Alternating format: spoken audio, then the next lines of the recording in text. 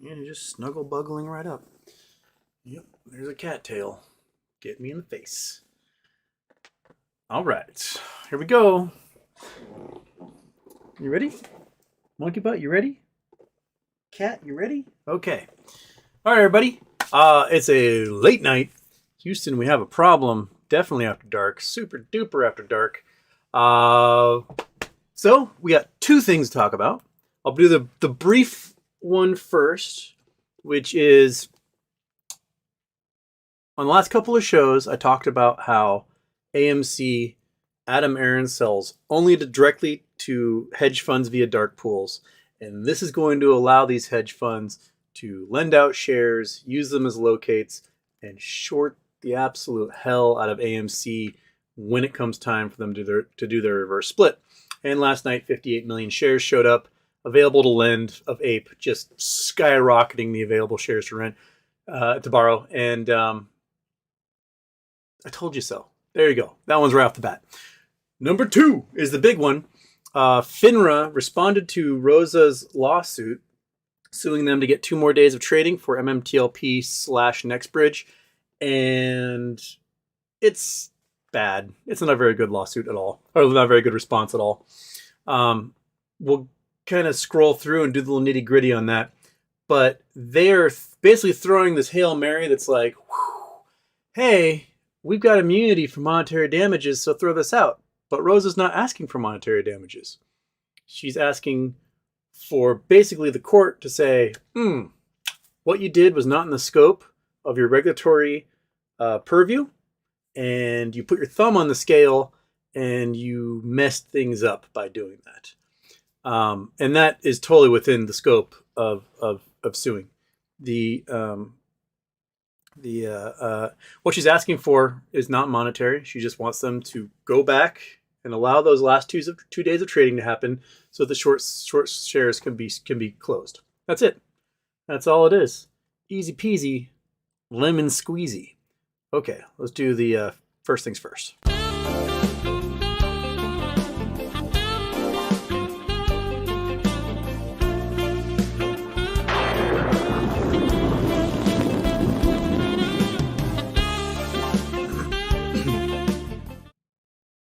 Okay. Turn that off. I almost forgot. Ooh, I was petting the dog. I almost forgot.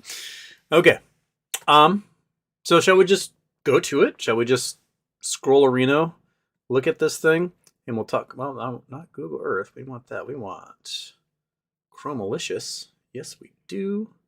We want Chrome. We want you. Done. And you off. Nope. You on. There it is. Nope. What? Come on. You off. No?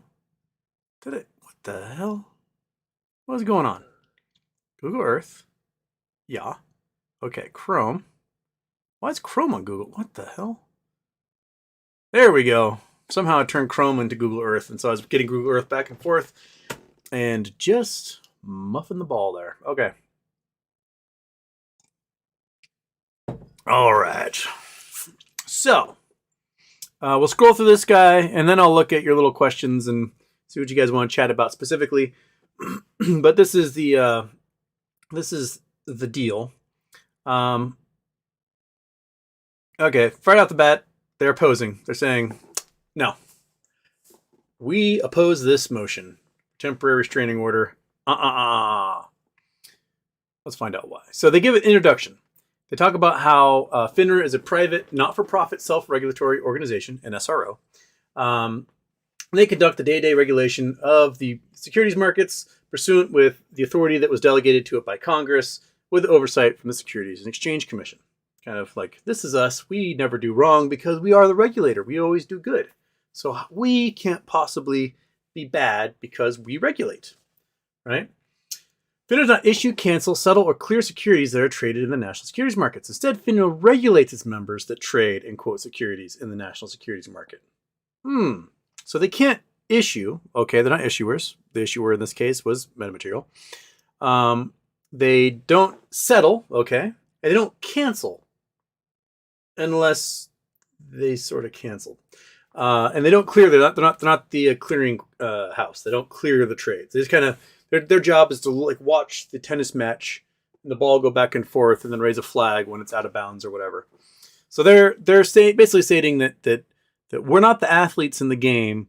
We're the referee who watches the game happen, and we just sort of, pull out the red card when we need to. Okay. They deal with NASDAQ, New York Stock Exchange, OTC, which is what the cat wants to step on the keyboard again, which is what MMTLP was trading on, and then ensure they comply within the rules of the game, right? And all these regulations that are therein. So the case relates to OTC, so these over-the-counter stock, which is what MMTLP was. And it was subject to company-related action by Metamaterials, which was, hey, we got this oil company we don't want, and we want to spin it off and make it its own company.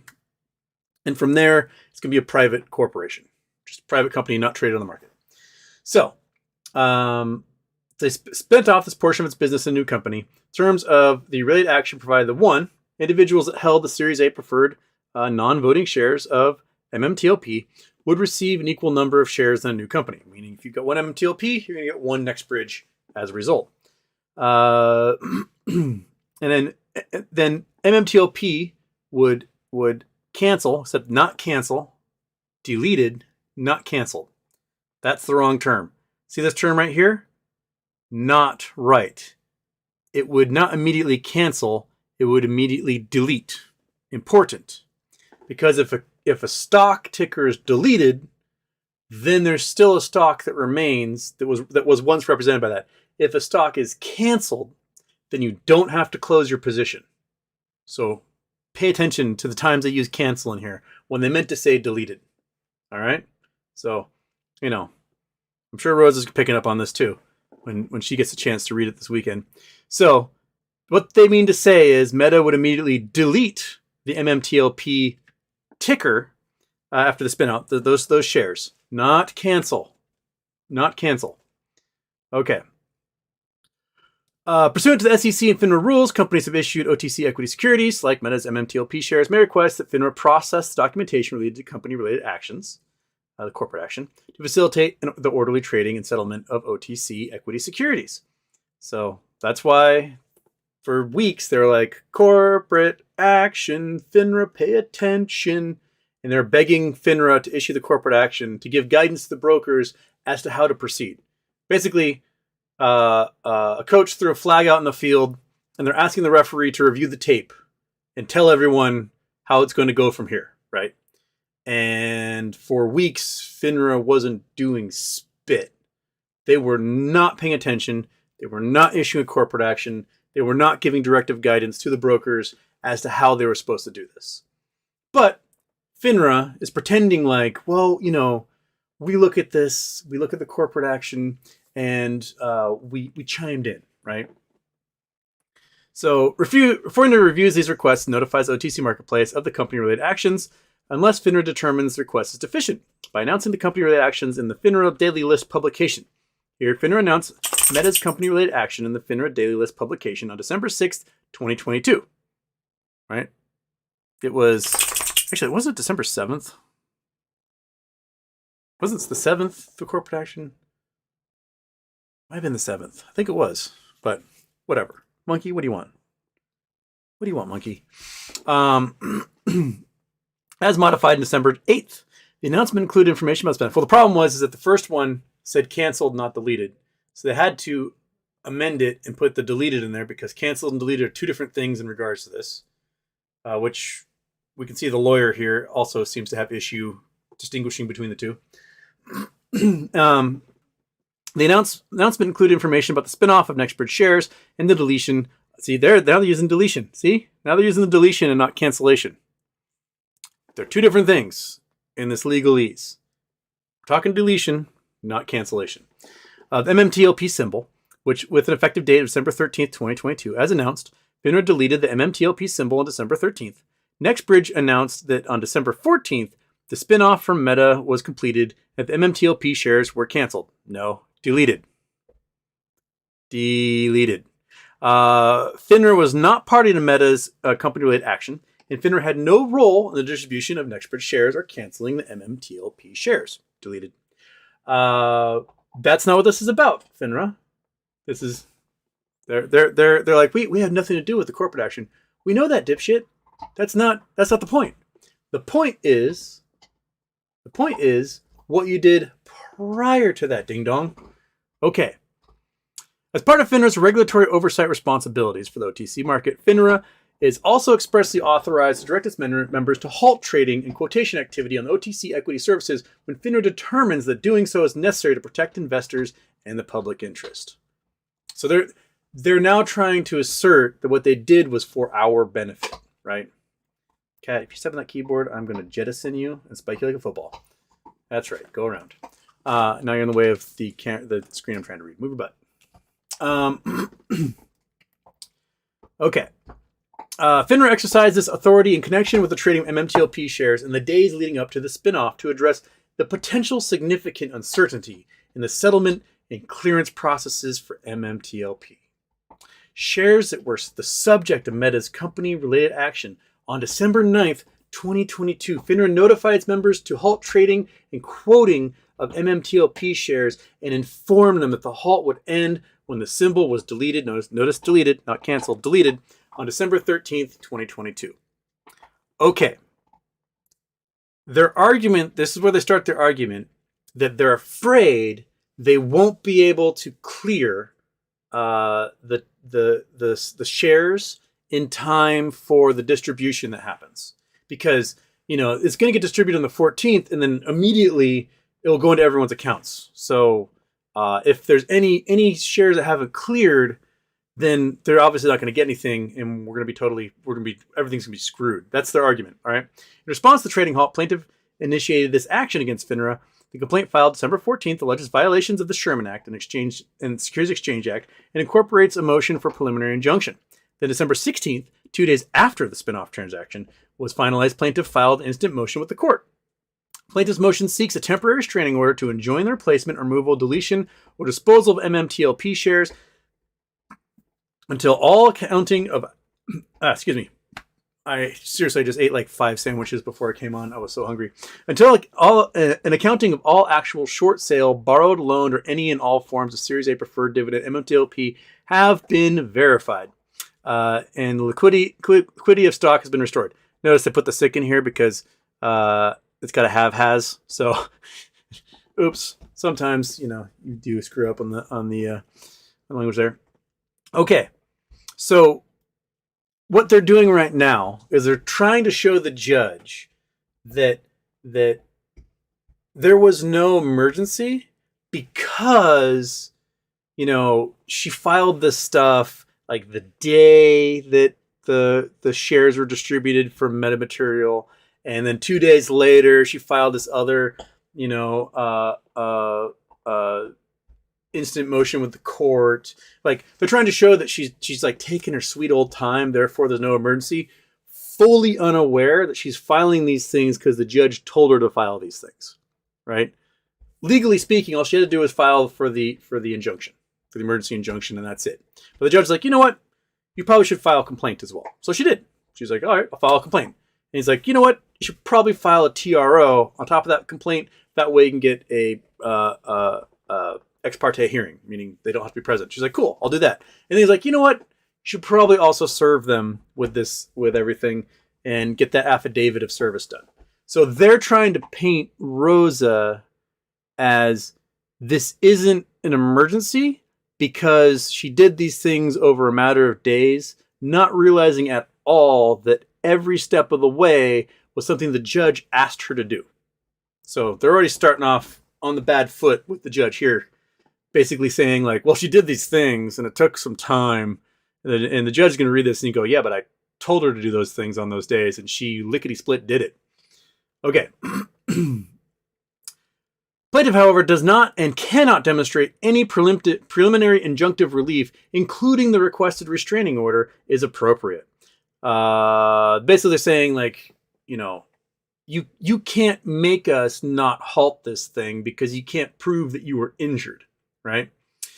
First, notwithstanding her conclusionary assertion to the contrary, plaintiff does not have a likelihood of success on the merits because, among other reasons, immunity bars plaintiff's claims. Second, plaintiff did not allege any actual or imminent harm which is necessary in order to obtain injunctive relief. Third, plaintiff failed to establish that any purported injury would be remedied by the requested relief. Finally, plaintiff failed to establish that the issuance of a temporary restraining order would serve the public interest. Accordingly, plaintiff's request for temporary restraining order should be denied. Okay, let's look at this bing bang bongo sentence or paragraph that they set up here. So they're saying that the plaintiff doesn't have a likelihood of success because FINRA has immunity. Okay, the lawyer is taking immunity that doesn't relate to this and trying to wrap it around the injunctive relief she's asking for. FINRA has immunity to monetary damages. They cannot be sued for monetary damages. They can be sued for other things and have been successfully sued for other things many, many, many times. In each one of those lawsuits that they've been sued for, when there has been monetary damages involved, they argue that they can't be sued. This is their boilerplate right off the back. They go, you can't sue us. We're an SRO with authority from Congress. We're just doing our job, and you can't sue us for monetary damages for doing our job. Which, if people were suing for monetary damages, that would work. But in this case, no monetary damages are being sued for. Therefore, that's what I have to say. Okay. Second, plaintiff did not allege any actual imminent harm. Yes, she did. She stated that there are copious amount of short shares available, and because those short shares are inside of the accounting of these brokerages, and because FINRA halted trading, those short shares did not get closed. Those short positions did not get closed. Therefore, anyone who's entitled to the 1-for-1, like you get one next bridge for one MMTLP, if there are 5 MMTLP for every one next bridge, then how are you going to assign that? You have now officially harmed every single solitary investor. Because you can't split this thing up 5 ways. It needs to be 1-for-1. Boom, harm. They're ignoring that. Okay, third, plaintiff failed to establish that any purported injury would be remedied by the requested relief. 2 more days of trading to force close positions, any short positions left on this privately traded stock would remedy everything. You get 2 more days of trading that forces shorts to close their position, and ta-da! Now you can do the 1-for-1. You can delete those 4 other ones that are out here being a pain in the ass, and those all go away, shwink, and you're down to 1. Boom. Relief has happened. Wrong again. Okay. And finally, plaintiff failed to establish that the issuance of temporary restraining order would serve the public interest. If the public is who invests in stocks, and FINRA has essentially anointed any stock as the ability to short it like crazy and never have to close your position, then the public has no business ever investing in the market ever again. If you can't win because the deck is stacked against you, then you're going to lose, right? So, Roza's lawsuit forcing them to close short positions, which are legally supposed to close, and FINRA made it so they didn't have to close, is definitely in the public interest. So, they're wrong. Okay. Factual background. FINRA's role in regulating securities industry. FINRA is a private, not-for-profit Delaware corporation, an SRO, registered with the SEC as a National Securities Association pursuant blah, blah, blah, blah, blah, blah, blah. Okay. Blah, blah, blah, blah, blah, blah, blah. So they're just citing all the laws that give them regulatory powers. Among these regulatory obligations, the Exchange Act requires FINRA to establish rules designed to prevent fraudulent, manipulative acts and practices, to promote just and equitable principles to trade, to foster cooperation and coordination with persons engaged in regulating, clearing, settling, processing information with respect to and facilitating transactions and securities, and in general to protect investors and public interest. Okay. Let's look at their little mission statement right here, right? This is from the Exchange Act, which which establishes FINRA's ability as a state regulatory, a self-regulatory organization. Okay, they're designed to prevent fraudulent and manipulative acts and practices. So, if their decision to halt trading via this U3 halt, in fact, enabled fraudulent manipulative acts and practices, then they failed in their duty assigned to them by Congress.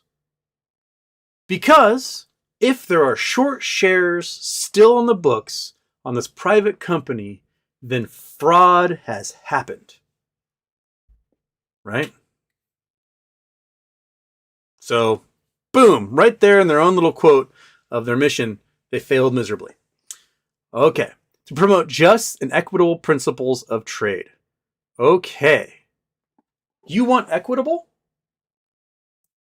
Every short share must close. Boom. Done. For every short you make, you must close. You must cover that position at some point. Right? Okay. And to foster cooperation and coordination with persons engaged in regulating, clearing, settling, processing information with respect to facilitating transactions. Okay. Their job is to look at this, go, hey, man, these are the rules. You must play by them. You shorted, you got to close. This private company's coming along. And in general, protect investors and public interest. I have not been protected. Those of you who hold MMTLP shares in this chat here at 11 o'clock at night Pacific time, you have not been protected. They fudged you pretty good. They effed you in the A. That's what they did. You lost your opportunity to get market price for your stock. And as a result, because there's so many short shares, you lost your opportunity to get your 1-for-1 exchange of the dividend of those NextBridge shares. Right? So, boom, in their own little mission statement, they failed miserably. With few exceptions not relevant here, SEC must approve all FINRA rules before they're implemented. Okay, so basically, like we make the rules, we present the SEC, and the SEC like ding grants you those rules. So they're saying like we made the rules, and SEC looked at them, and they're totally cool, but they didn't do anything according to their rules here. They're manipulating their rules to pretend like what they're doing. Okay. All right. Okay. Talking about quoting securities and blah, blah, blah. Rule 644.0 authorizes FINRA to direct its members to halt trading and quoting OTC equity securities to protect investors and the public interest. Under that rule, FINRA may halt trading on an OTC security if, among other reasons, FINRA determines that an extraordinary event has occurred or is ongoing that has caused or has the potential to cause major disruption to the marketplace or significant uncertainty in the settlement and clearing process. Okay. So there could have been a major disruption in the marketplace in that they were going to pay us hundreds of billions, if not trillions of dollars to close these shares. Yeah. That would kind of be a big disruption in the marketplace. But the argument that they make is not that. The argument they make here is that significant uncertainty in the settlement and clearance process. They're saying that anyone who bought shares between the 9th and the 12th might not be able to get their MMTLP. That's their argument. Okay? That's the entire argument why they issued that U3 halt. But if they had read the S1 and they had read their own corporate action, they would have noted that any shares purchased after the 8th, the clearing was the responsibility of the seller. Okay? So, why didn't they read their own corporate action? Why didn't they read the S1? The reason why the issuance was on the 14th and the trading was halting on the 12th was to give 2 more days of clearing so that short positions could be deleted. That's it. Close those positions, boom, yada bada. Okay.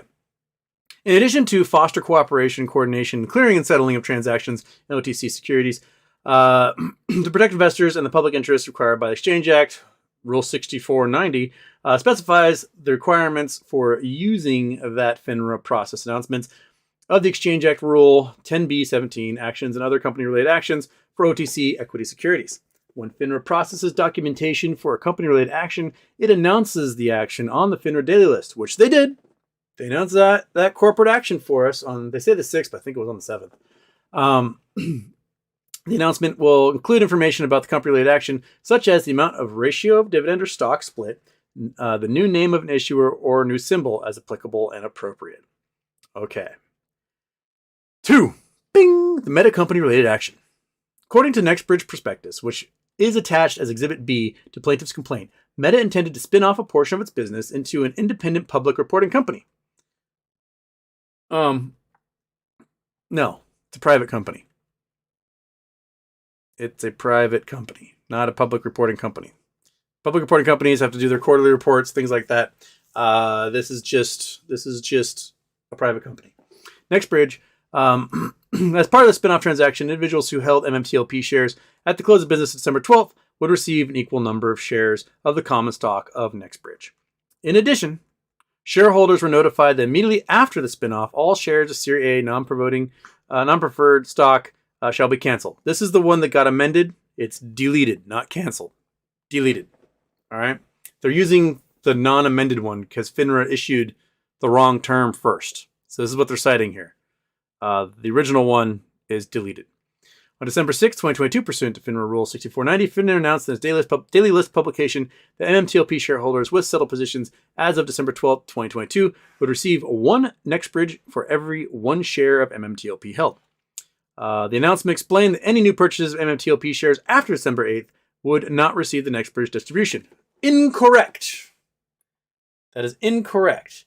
Any shares purchased after December 8th would have to be cleared by the seller, ensuring that, if they receive the NextBridge share, they would get it to whoever the buyer was. That's what it is. It happens in stocks all the time. When Ape had its date of record and you sold shares between the date of the record and the issuance, you were responsible for providing those shares to the person who bought your shares. Same thing with the split from GameStop. The date of record from GameStop and the date of when the dividend split happened. Anyway, if you sold in between there, you were responsible for providing the dividend shares to the person who bought in the in-between period. So this lawyer's muddying the waters. He knows full well what happens in these instances. Okay. On December 13th, FINRA deleted the MMTLP symbol, so they're using the deleted term again. NextBridge announced the spinoff was finalized on the 14th, and they're saying, look at the press release that they released. So here they say to distribute everything. Okay, also, FINRA's understanding that MMTLP shares were canceled, deleted. See NextBridge investor frequently asked questions there. 3. The trading halt. As discussed above, FINRA Rule 6440 authorizes FINRA to direct its members to halt trading and quoting of OTC securities to protect investors and the public interest, including where FINRA determines that an extraordinary event has occurred or is ongoing that has caused or has a potential cause major disruption in the marketplace or significant uncertainty in the settlement and clearance processes. They mentioned this above. In light of the timing of Meta's company-related corporate action and the imminent deletion of MMTLP shares, FINRA exercised its authority under the rule and directed its members to halt trading and quoting on MMTLP shares because of the potential uncertainty in the settlement and clearance process for any transactions executed after December 8th. Bullshit. The S1 and the corporate actions issued both took that into account, which is why they both specifically said that anyone purchasing after the 8th had to ensure that the clearance for the new shares was on them and not on the clearinghouses. Okay? FINRA exercised its authority under the rule and directed its members to halt trading and quoting of MMTLP shares because of potential uncertainty of the settlement and clearance process and any transactions after December 8th. Okay, here we are. Yesterday was 1 month, 28 days since they filed that halt, right? 1 month since they filed that halt. Not a single one of you have your shares. We're a month later. This is supposed to be a 2-week process. We're a month later. They're like, hey, we got the shares. And you're like, cool. Can I transfer these? They're like, no, because we don't have your shares. Okay, so you got our shares. Yes, we got your shares. Cool, can I have them? You cannot. Why? Because I don't have them. Because what they're discovering is, because none of these short positions were closed, they received X number of shares from the DTC, like, oh, you got 5 million shares. But their book shows that there's like 10 million, 15 million, 20 million shares that should get one, and they don't know how to divvy that out. That seems to be a giant problem with the settlement and clearing process that is the result of the U3 halt. So their reasoning for why they had to halt caused a problem that the halt was supposed to solve. If they just closed positions, deleted all those synthetics, then there would have been no problem whatsoever in the issuing of these shares. But because they weren't allowed to close this stuff, there's now a problem with clearing and settling. Okay, so FINRA, in Section 3, the trading halt of their complaint here, they're completely oblivious to the fact that they, in fact, caused the problem. Okay. Okay, pursuant to SEC rule, the industry standard settlement and clearance cycle takes 2 business days. Adoy. Why do you think trading stopped on the 12th, issuance is on the 14th? 2 business days. Okay. All right. Because of the standard 2-day settlement cycle under the federal securities law, transactions executed in MMTLP shares after Thursday, December 8th generally would not be able to settle by Monday, December 12th. Except they'd be settled by December 14th when the shares are issued. Okay. Investors who purchase of MMTLP shares did not sell by December 12th would not be record owners of MMTLP shares. Yes, except investors wouldn't be purchasing shares after the 8th. It would have been close only, and it would have been short hedge funds closing positions and not getting shares to settle for to receive the new crap. No, that's not at all what it was, and they know it. I mean, we've got information from the broker saying, yeah, after the 8th, it's gonna be close only.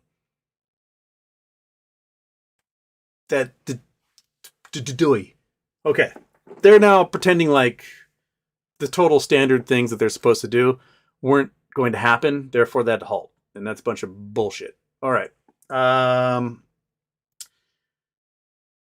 Owners of MMTLP shares and thus would not be identified as entitled to receive distribution of NextBridge shares as part of the spinoff. Okay.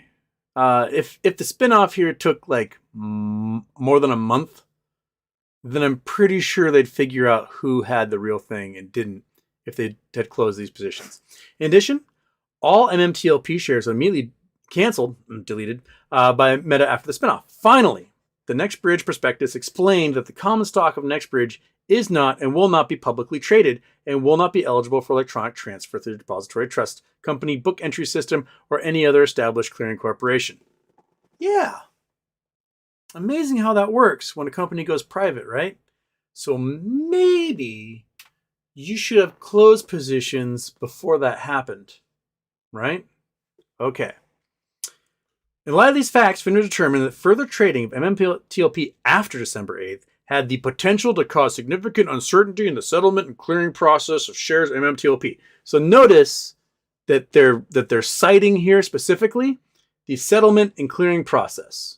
They are not citing the rule that talks about potential to cause major disruption in the marketplace, which closing positions to the tune of like hundreds of billions or possibly trillions of dollars would cause massive disruption. So their extraordinary event is not the event that would have happened. Their extraordinary event is the fact that settlement and clearing would be impossible and people wouldn't be able to get issued their shares, which is what happened because they didn't close positions. So they didn't They didn't do their job. They compounded the problem. And now they're ignoring the actual reason why they halted and citing a reason that is currently an actual problem as why they halted. Okay.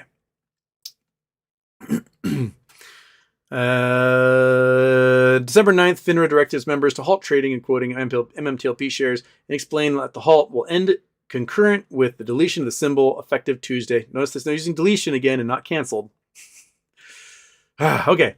The symbol effective Tuesday, December 13th. All right. So, FINRA, riddle me this. If you cancel, deleted, if you delete the shares, right? There's 165 million of them and you delete them. What happens to the 300 million plus synthetic shares that now are entitled also to a 1-for-1? What happens to those? You haven't addressed that. You've not addressed, so far you haven't addressed even once anything relating to short sales, which is in her original complaint. She wants to know how many short shares there are on this private company. And you have not addressed it even once. All right. You deleted the ticker. The stocks have been deleted from the FAST system.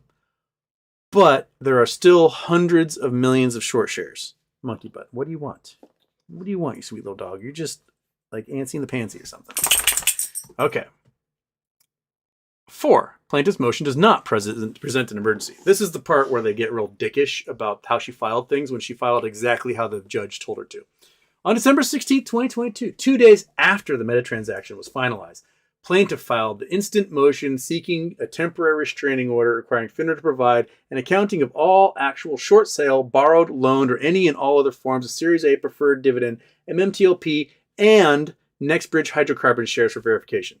So she already wants them to either look at the MMTLP if those still existed, or the NextBridge as they're issued.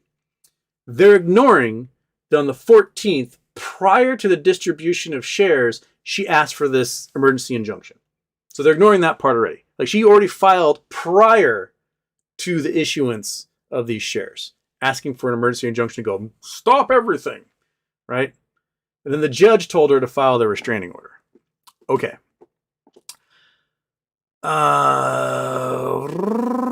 And to enjoin any replacement, removal, deletion, or otherwise unilateral disposals of Series A preferred stock identified MMTLP, and reissue any hitherto, I can't ever say that word, deleted until an accounting has been verified and liquidity of the stock has been restored. Okay. And then they talk about on the December 22nd, 12 days after the initiation of this action, right? No, that's not how math works. December 22nd is 8 days after the action. So he's a lawyer. He's not a mathematician. So, let's just, yeah. 8 days after the spinoff was completed. No, she started this action 8 days after. It's all 8 days. Okay. And 6 days after plaintiff's motion was filed, plaintiff served plaintiff's motion upon FINRA's registry agent in Tallahassee, Florida, while plaintiff seeks to leave to present oral argument due to emergency nature of the motion. Plaintiff's motion fails to explain the emergency as required by local rule 7.1. No, the emergency is there are still hundreds of millions of short shares, and if there are hundreds of millions of short shares, you can't get your 1-for-1. You needed those last 2 days of trading to close the short positions so that there would be no short shares at all on this private company. That's it. That's the simple. It's it. It's so simple. Okay. Further, NextBridge has announced the spinoff transaction is complete. No. What they announced is they've distributed. Not that it's complete. They did their part. They distributed to AST, who then distributed to DTC, who then distributed to the brokers. But it's not complete because I haven't gotten my shares yet a month later. Monkey butt, have you gotten your shares? You have not, have you? No, you've not gotten your shares. I've gotten shares. None of you have gotten your shares. Why? Because there's so many fake shares out there. We can't get them until those fake shares have gone away. Okay. 1. Standard review. To obtain temporary restraining order, a party must demonstrate that 1. There is a substantial likelihood of success in the merits, and 2. Irreparable injury will be suffered if the relief is not granted, and 3. The threatened injury outweighs the harm and relief it would inflict on the non-movement, and 4. Entry of the relief would serve the public interest. Okay. Well, let's look through these. Plaintiff has not asserted claims upon which there is a likelihood of success in the merits. Plaintiff's complaint alleges violations of the Exchange Act and Sherman Act. Neither claim can succeed on the merits. First, as a self-regulatory organization, FINRA is absolutely immune from all claims related to its market regulatory activities. Therefore, both claims fail. No. It's not immune to all claims of market regulatory activities if the regulations were not followed correctly. If they were doing their job and protecting retail investors, yes. But if they did their job and they harmed retail investors, such as the hundreds of you that are in this chat right now, then they did not do their job and they misused their regulatory position. They can be sued for that. Okay. The Exchange Claim Act also fails because there is no private right of action against FINRA for alleged violations of the Exchange Act or its own rules. Further, the Sherman Act claims preclude because application of antitrust laws conflict with the authority delegated to FINRA in the Exchange Act to regulate the national securities market. Okay, if they were actually regulating the market and not protecting short hedge funds. If you're using your regulatory purview to protect retail investors, and in that act you actually harm retail investors while protecting your buddies at the hedge funds, then you are not protected by these rules that make you immune for claims related to market regulatory activities. FINRA has absolute immunity for its regulatory functions. FINRA is absolutely immune from suit any claims regarding regulatory functions performed under the aegis of Exchange Act delegated authority. Blah blah blah blah blah blah blah blah blah blah blah blah blah blah blah blah blah. Here, FINRA's issuance of trading halt was regulatory function performed in accordance with FINRA's rules and authority delegated in the Exchange Act.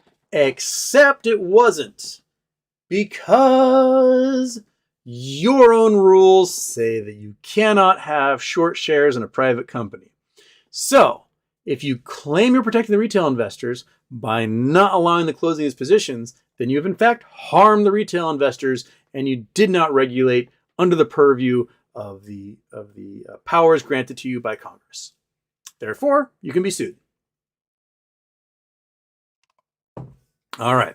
To determine whether absolute immunity applies to a self-regulatory organization, conduct courts look to the objective nature of function and activity which the self-regulatory organization seeks to claim immunity. Plaintiff admits FINRA has the authority to issue trading halts.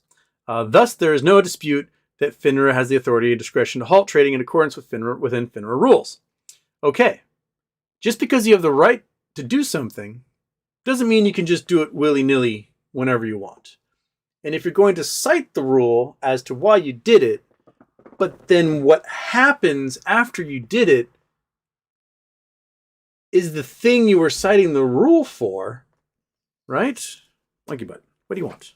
What do you want? You already went outside. You already went outside. I know. Oh, I know she just wants some loving. Sorry, one sec. Gotta halt and just give some dog loving right here. I know, buddy. Yeah, I know. You just want to, I don't know, you want to poke the cat or something? Do that. All right, hop down. Hop down. Okay. All right. So they're citing that settlement and clearing was going to be a problem, which is why they did this halt. But because they did this halt, settlement and clearing is a problem. All right. Had they allowed positions to close, settlement and clearing would not be a problem. Here's how it works. If there are 300 million synthetic counterfeit shares out there, these short shares that need to be deleted, right? Those last 2 days where it's close only, the 9th and the 12th of December are close only, meaning the brokers go, all right, we're going to start liquidating the shorts, using their money and force closing these positions because we have to be closed by 4 p.m. Eastern time on Monday the 12th. We have to get rid of all these stupid things. What they do is they send out a bunch of money and say, we're going to buy your shares. And they'll gobble up every single solitary share available.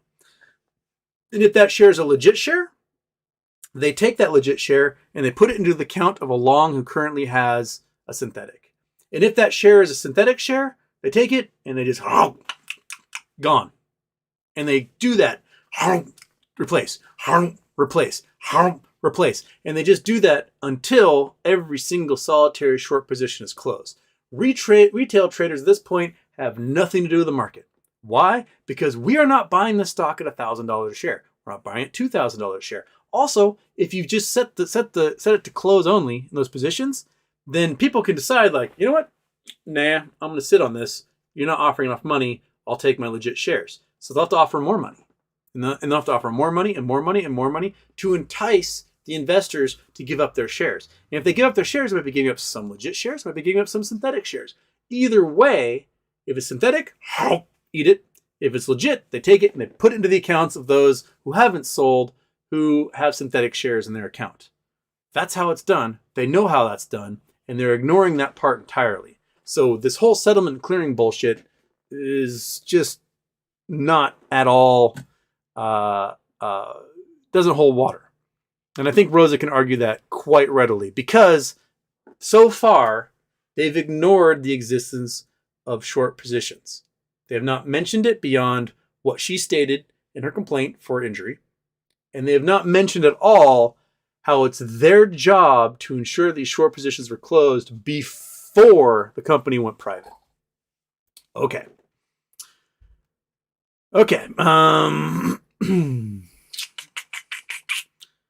FINRA's exercise of authority, trading halt regulation, and FINRA is therefore immune from suit. No. Not if you used it improperly and not in accordance with your rules because the problems happened because you halted. The immunity afforded FINRA in performance regulatory functions is absolute. No, it's not. SRO is absolutely immune from suit for the improper performance of regulatory, adjudicationary, or prosecutorial duties delegated by SEC. Okay. So they're saying that if they fucked up, then we can't be sued either. This has to do with monetary damages, and they get to it a little bit further down. She's not seeking monetary damages. Okay. This form of absolute immunity is an integral part of the American system of securities regulation. The SEC depends on FINRA and other self-regulatory organizations to perform the day-to-day functions of examining qualifications, registering personnel, disciplining infractions, and regulating market activity. These functions would in other circumstances be performed by a government agency, yet government agencies, including the SEC, would be entitled to sovereign immunity for all suits for monetary damages. Sovereign immunity for all suits for monetary damages. She's not suing for monetary damages. She is suing, saying that your halt was unreasoned and those reasons you gave are bullshit. So you have to unhalt and have 2 more days of trading to close those positions. That's what she's asking for. She's not asking for monetary damages. So you can take this and crumple it up and throw it away. Okay. Accordingly, based on all the well-organized doctrine of absolute immunity, plaintiff has no likelihood of success in the merits of her claims. Okay, B. The Exchange Act does not provide a private right of action. Moreover, Plaintiff's Exchange Act claim fails on other grounds. Plaintiff asserts that FINRA aided and abetted in violation of Section 10B of the Exchange Act, blah, blah, blah. However, neither the Exchange Act nor any other statute provides for a private cause of action against a self-regulatory agency like FINRA for acts or omissions connected with its duties as a securities regulator. Here, while plaintiff alleges that FINRA acted in contravention of the NextBridge prospectus purportedly approved by the SEC. Purportedly approved. No, it was approved by the SEC. It was not purportedly. It was approved. Like, stamp approved. No purported. You guys should know that. Plaintiff admits that FINRA has authority to issue trading halts. Well, again, you have the authority to issue them if you're issuing them according to your own 6440 rule for issuing them. Thus, Plaintiff's Exchange Act claim amounts to a complaint about how FINRA conducted its regulatory duties, and plaintiff cannot state a claim against FINRA for such alleged violations of FINRA's rules. Accordingly, plaintiff has no likelihood of success on the merits of her Exchange Act claim. I mean, if you issued it and you caused more problems than you would have if you didn't, then probably shouldn't have issued it. C. The Sherm Act claim is precluded by the Exchange Act. Supreme Court has found that the sections I can't read. Supreme Court has found that securities laws preclude application of the antitrust laws where the two are completely incompatible. Credit Suisse one. To determine whether there is sufficient incompatibility to warrant implication of preclusion, courts look to the following factors: the existence of regulatory authority under securities law to supervise the activities in question. 2, the evidence of the responsibility of regulatory entities exercise that authority. 3, a resulting risk that the securities and antitrust laws, if both applicable, would produce conflicting guidance, requirements, duties, privileges, or standards of conduct. And 4, the possible conflict affected practice that lie squarely within an area of financial market activity that the securities law seeks to regulate. Okay, that's a lot of there. Here, plaintiff alleges that the trading halt unreasonably restrained trade. It did, because you restrained trade. Boom, you restrained trade, boom. And it was unreasonable because the reason you gave is the actual problem that it caused. Okay. Plaintiff also admits, however, FINRA is authorized in halt trading. Again, they're trying to throw that one in there. That, yes, plaintiff admits they're authorized. It's literally, yes, you have the authorization to halt trading if you have a legal reason for doing so. But the legal reason they gave is what caused problems now. Okay, further, FINRA's announcement of trading halt is a regulatory function that FINRA is authorized to perform in accordance with the Exchange Act. Unless you're not doing it to regulate and you're doing it to help your buddies. All right? All right. According to plaintiff, Sherman Act claims precluded by Exchange Act with authorized FINRA to regulate national securities markets. Thus, Sherman Act cannot succeed on merits. For these reasons, plaintiff cannot meet her burden of establishing a substantial likelihood of success in the merits. Okay, 3, plaintiff fails to allege any actual and imminent injury. This is bullshit. Right off the bat, she's already established the injury, which is everyone has fake shares on their account because they didn't close. All right, actual showing irreparable injury is the, I can't read, the Latin sine qua non of injunctive relief. Here, plaintiff does not allege any injury, much less actual and imminent harm. Yeah, really?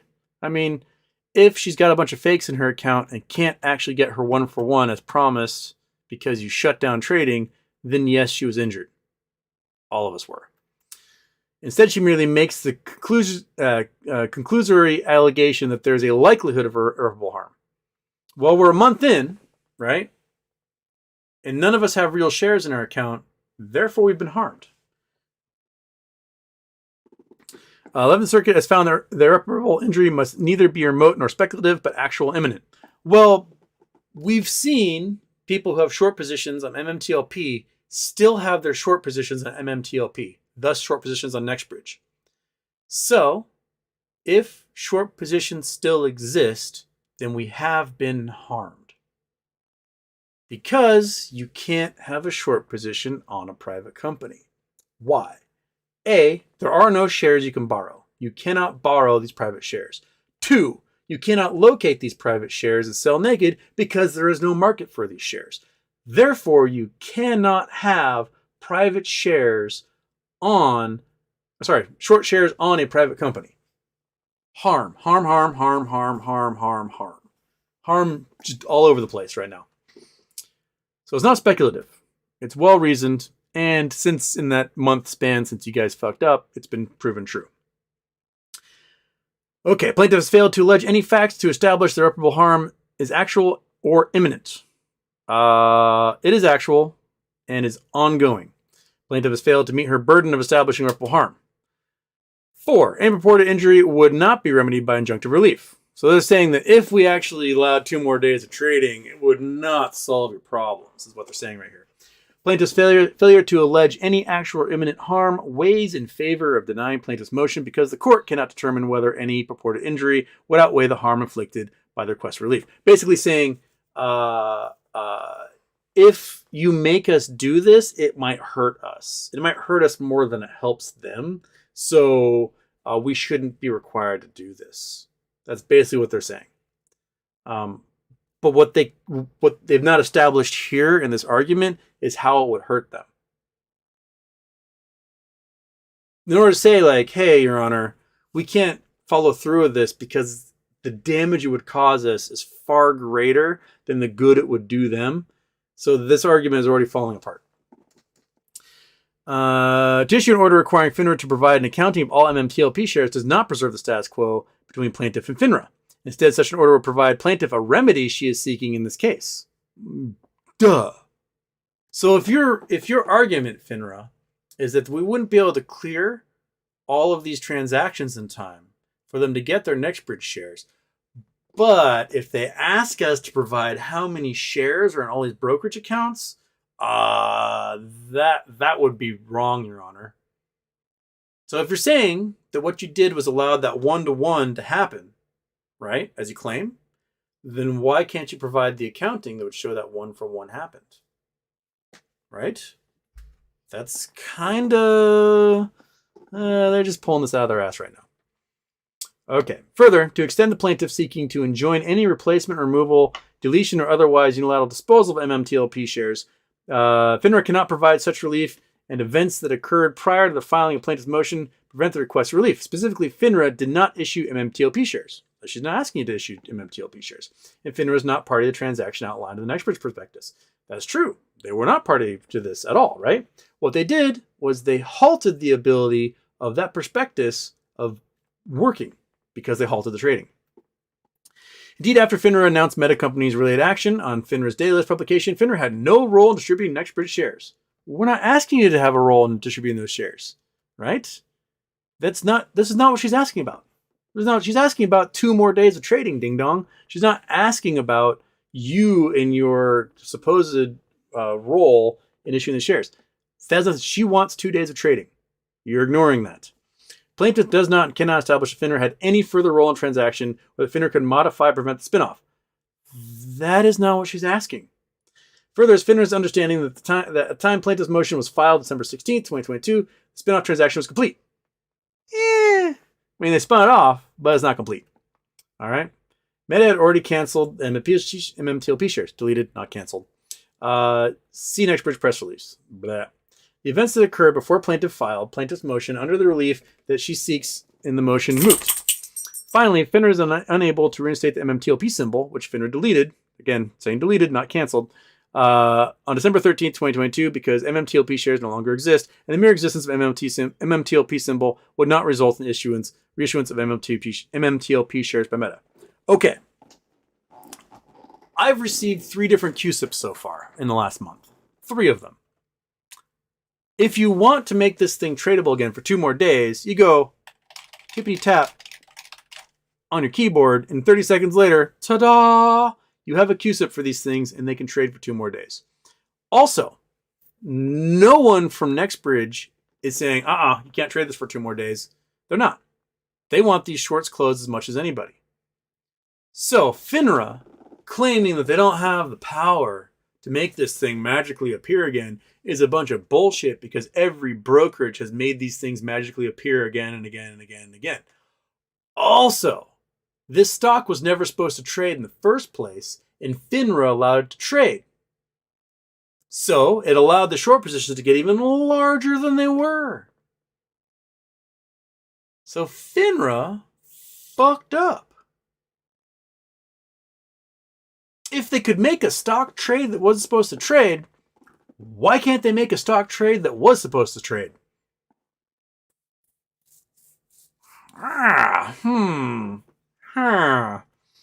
Okay. For those reasons, plaintiff cannot meet the burden establishing that any purported injury would be remedied by request for relief. She wants 2 more days of trading, ding dong. That would fix it. Issuance of a TRO would not serve the public interest. Well, that's bullshit. Plaintiff has not demonstrated how the issuance of preliminary injunctive relief would serve the public interest. As discussed above, the transaction resulting in Meta's cancellation of the MMTLP shares has been finalized. Deletion, not cancellation. And the issuance of any injunctive relief would not change the outcome. There are still a whole bunch of fake shares. How are you going to get rid of them? Explain to me, Mr. FINRA lawyer, how you're going to get rid of those counterfeit shares that exist. So far, we are 20 pages into this thing, and you have not addressed the number one thing in her complaint, which is short shares. This is a private company, and you allowed those short shares to continue to exist on this private company without forcing the closing of positions as required by law.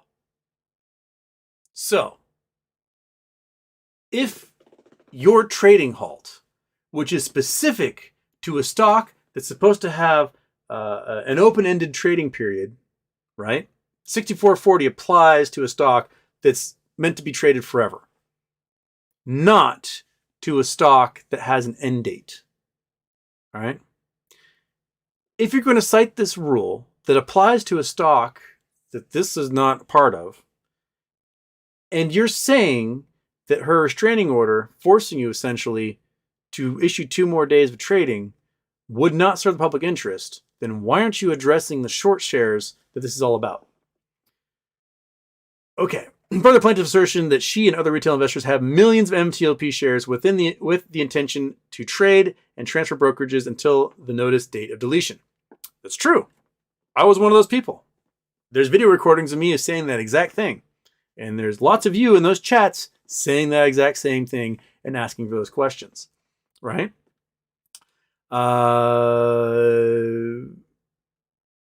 Belies the fact the plaintiff's complaint was not filed on behalf of other retail investors. MMTLP shares no longer exist. MMTLP symbol was deleted. Again, they're saying deleted, not canceled. They're just throwing these words back and forth. December 13th, 2022. Thus, plaintiff has failed to meet her burden of establishing a temporary restraining order would serve the public interest. Okay. She said, she and other retail investors have millions of MMTLP shares. So she's established as a public interest there. She filed as herself and not as a class action because she wants an emergency injunctive relief, not a class action lawsuit seeking monetary damages. So either she filed what she needed, or you want her to file a class action suit to which you can say, we've got immunity, right? Okay. Conclusion, for the reasons stated herein, plaintiff's motion for temporary restraining order should be denied. All right. We went through that whole thing.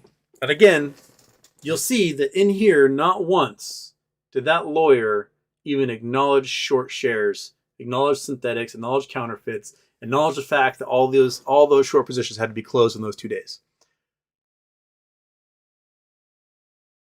And what's really funny, so the lawyer wasn't registered with wasn't admitted to the federal courts. So they had to get him admitted, and he filed all the documents a day late.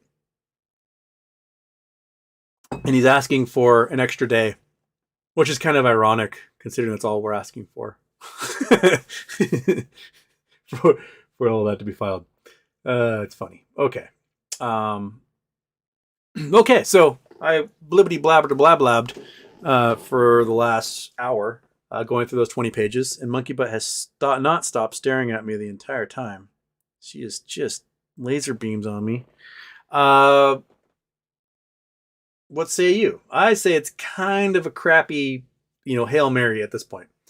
They're saying she didn't establish injury, but the basis for her injury is that all these fake shares exist, and she cannot get her 1-for-1, and neither can any other investor, because they stopped trading.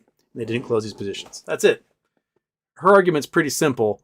Their argument is really convoluted and basically is like ignoring the short shares over here. Don't pay attention to the short shares. We're not talking about those at all. We're talking about we did the right thing even though there's massive problems being caused by us doing the right thing that are greater than any of the problems that would happen if we just let the trading continue. Monkey, what is it? Why are you staring at me so much? Okay.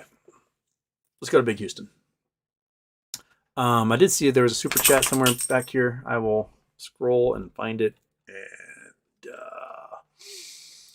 Joe Bob, you and Boss Blunts differ about new AMC BS thoughts. Also, I'd love it if you guys chat again. Cheers, Home Dog Millionaire. I haven't seen what Boss Blunts has thought about the new things.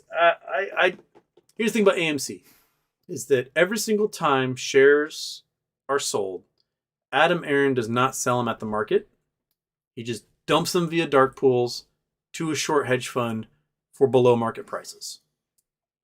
And that does not scream, I care about retail investors. That screams, I care about short sellers.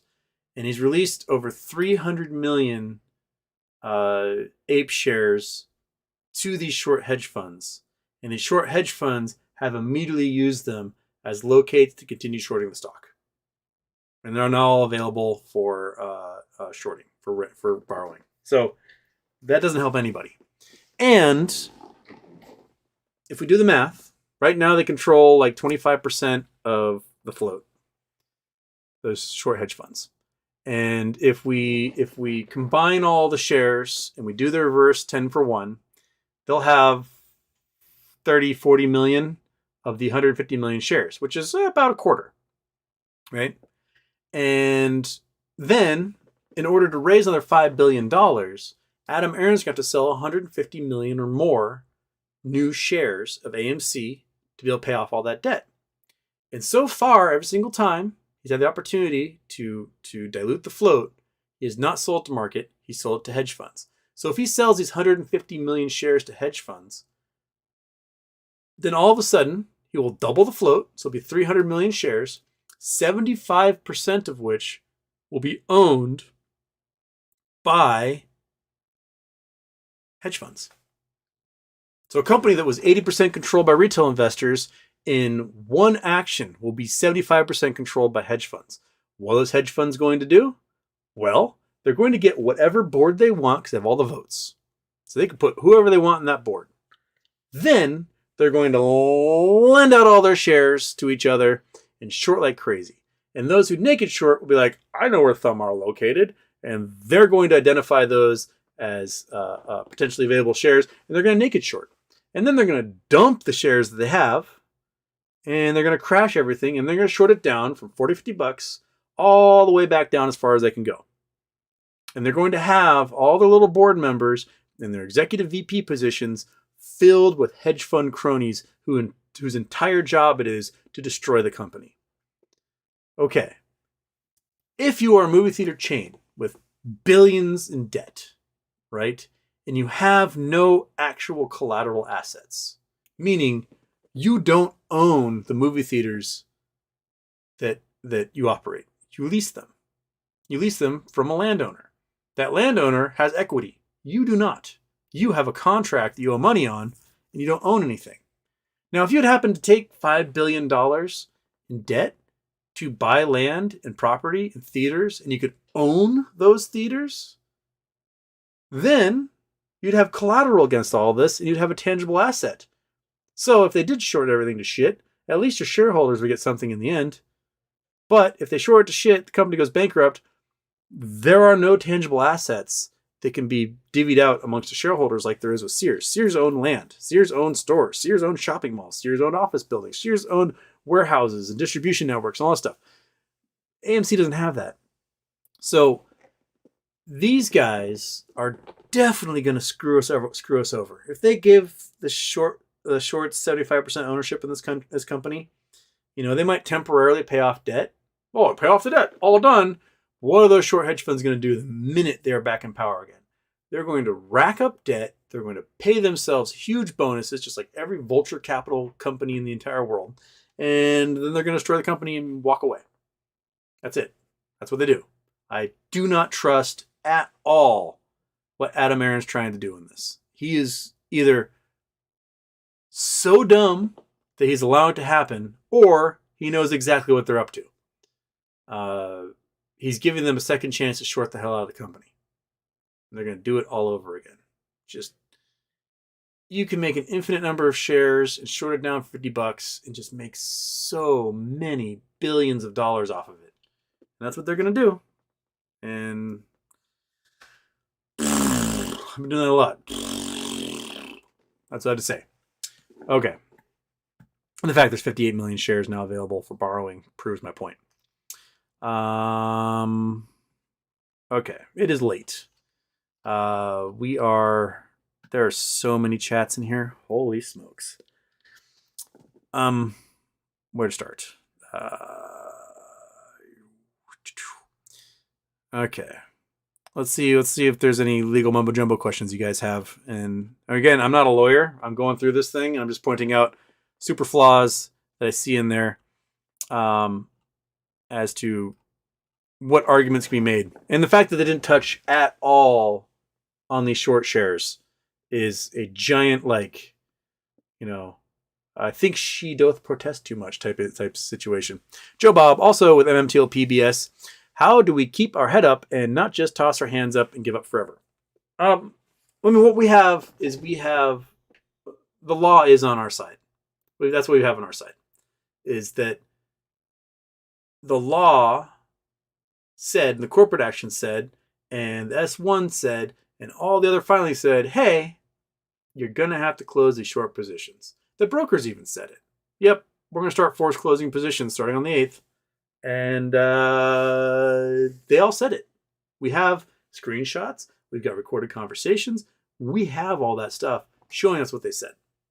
So we have to be able to make, or Roza has to be able to make, because she's the lawyer. She's the one who's going to court. She has to be able to make that argument that the law was not followed, and FINRA has manipulated the law to cause a bigger problem than the problem that they were afraid of. They weren't afraid of the forced closing of these positions to drain trillions of dollars from the market, which would have been a massive calamitous event that they could have cited, but they didn't. They cited that they were scared they wouldn't be able to settle. That's why there was 2 days between the end of trading and the issuance of shares, because T plus 2. That's why. That's why in the corporate action that your own regulatory agency filed said they're going to have to close positions on those last 2 days, and any shares that were traded were going to be settled by the seller. Done. Right? Done. Not a problem. That's it. So why are you complaining so much? Okay. We should claim absolute immunity from FINRA fraud. All right. Anton Hassenkampf. FINRA only has absolute immunity if they follow the law. Bingo. If they manipulate the law, they do not have immunity. JB's Houston, what do you think of the idea shorts are hiding positions overseas and or tokenizing them? I mean, they're doing both. They're definitely hiding them overseas in their swaps. And the tokenization of stocks, I mean, we discovered that there were 500 billion tokenized torch shares that were created in 2018. So in 2018, they looked at this little tiny small cap oil company on the NASDAQ, said, you know what? This company needs another 500 billion tokens representing their stock. So what they do is they short the stock, and then they sell the tokens and take the cash, right? They go, scoop. Now they got cash that matches equally to the shares that they sold, that may not exist, or that they borrowed, and their margin does not change. And they can do that 500 billion times if need be. And the price is always tied to the market. So it's not like these tokenized stocks are going to wave all over the place. Whatever the market price is, that's what the tokenized price is. And if some ding dong goes out there and I'm going to buy a tokenized stock, there you go. The people who the tokenized stocks were appealing to were the folks who didn't have access to American markets. And think about it, right? You've got somebody in a third world country. They don't have a standard brokerage. They may not even have regular internet access, right? But they can get on a cell phone and they go, oh, I can join this crypto exchange. Hey, look at that. I can see GME stock. I'll buy some GME stock. It's just a token. It's not the actual stock. And the token says, oh, yeah, it's 1 for 1. It's not. They're lying to you. Why? Because it's unregulated. They can say whatever they want and nothing's going to happen.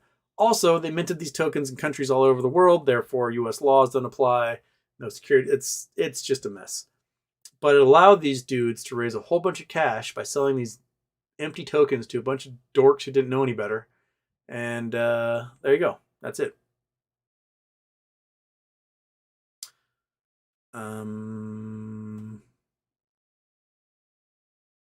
Crispy Chicken, FINRA is self-governing. I declare my self-governing body. I have immunity. Sole sovereign citizen movement right there. All right.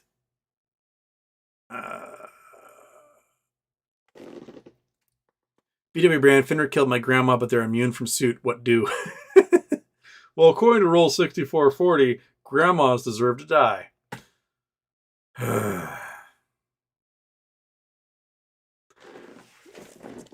right.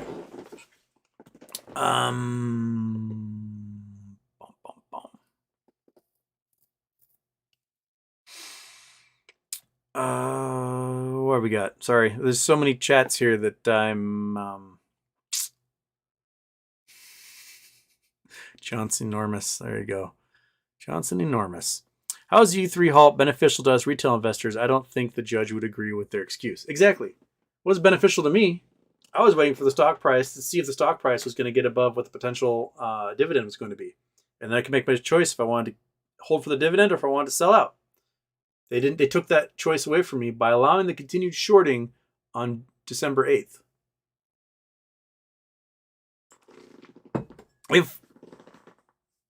If they cared about retail investors, why did they allow them to continue to short on the last day of trading that they had? We know they were shorting. 9 million short shares were sold, and those 9 million short shares have not been closed. So there's at least 9 million counterfeit shares currently mixed in with everything that the next bridge is supposed to be going 1-for-1 with. That's it.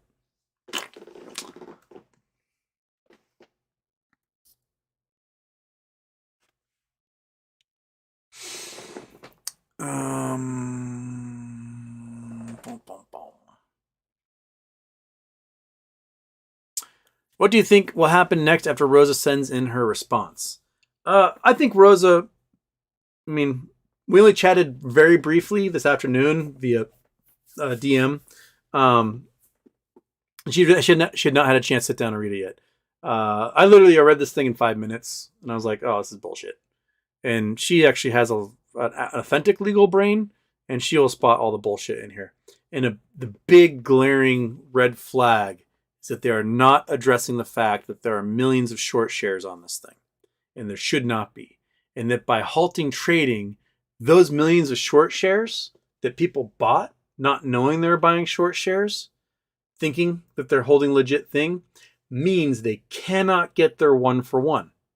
They can't get it. So the U3 did more harm than good. That's going to be her argument. Or at least I think it'll be her argument. I can't speak for her. But if I were her making that argument, that's basically what it would come down to. That because they didn't force the closure of these short shares, no one can get the 1-for-1 that was guaranteed to them by the S1 and the corporate action that was originally filed by FINRA in the daily list. So, yeah. Yeah, she's got a whole bunch of folks that out there looking at this stuff, and she's no dummy. She's gonna read this thing and she knows exactly where their holes are. There are plenty of cases where FINRA messed up, got sued for messing up, not seeking monetary damages, but seeking an injunctive relief of some kind, and they lost. So FINRA is not immune from suits like this. So that's the standard bearer there. G-Font, YYC, looks like the doomps are about to expire. With how hard GME is being shorted now, perhaps might be a good time for calls. Yeah, on the 20th, all these deep out of the money puts, like the stuff that was like $1 that's been sitting there for 2 years, they were being used as locates for these naked shorts they did, are going to disappear forever. And they're going to have to find another monetary level to replace those with. But the thing is that the $1 ones don't exist anymore. Those things are from 2 years ago, right? And the stock has been performing kick-ass since then. And so there is not a market for these $1 puts.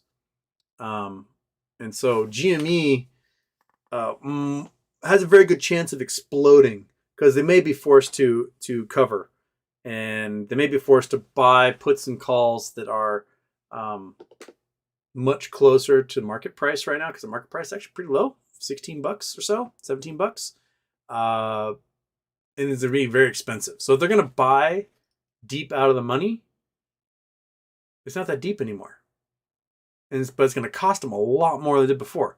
When the stock price is flying high at $150, it's so cheap to buy a $1 put. But when the stock price is at $16 and there's no $1 put available, what is the cheapest put right now? Sorry, let me just open up ye old brokerage app here real quick. And boom. Trade options. Percent down. We're going to click on, we go January 2025, 2 years away. Puts, cheapest put is $5. Yeah. So for $172, you can buy a put for 2 years out. That's a lot different than paying a penny for that same put 2 years ago. That's a lot of cash. And if they got to cover, a few billion shares, then they're looking at hundreds of millions, if not billions of dollars in these deep out of the money puts. For next year, what's the cheapest? They can get $250. So they might buy some 250s for next year, for January 2024. But even then, it's going to cost them $30. That's not so bad. But the 2 year out ones are going to be way too expensive and not shallow enough. Okay, oh goodness, you guys are jumping in here. Slayer J1. Are short sellers FINRA naive enough to not think that some retail wouldn't fight back with the law? Going through the response is hair pulling. Yeah. They seem to think that they can just kind of use these like buzzwords of immunity, like, oh, they didn't show any injury, when not addressing the actual injury. The actual injury is that they did not force the closure of these positions, therefore the 1-for-1 that they promised can't happen. That's it. Like, I was promised an Exbridge share, and I can't get one until you close all these short positions because I don't know if I own synthetics or not. Damage, done. Boom. Irreparable harm, done. Might not be the same as like getting a knife to the head, but it's still damage. Just in my head. Since Kevin running the house means we'll certainly default on our debt, how are you playing this come summer? Puts on everything? Everything? Yeah, one of the mistakes the Democrats did was they didn't get through the debt ceiling extension. I think the debt ceiling comes up in February? Is that when it comes up next? There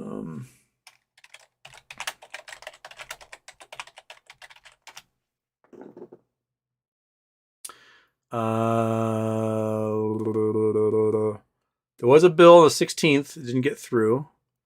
Does it come due again?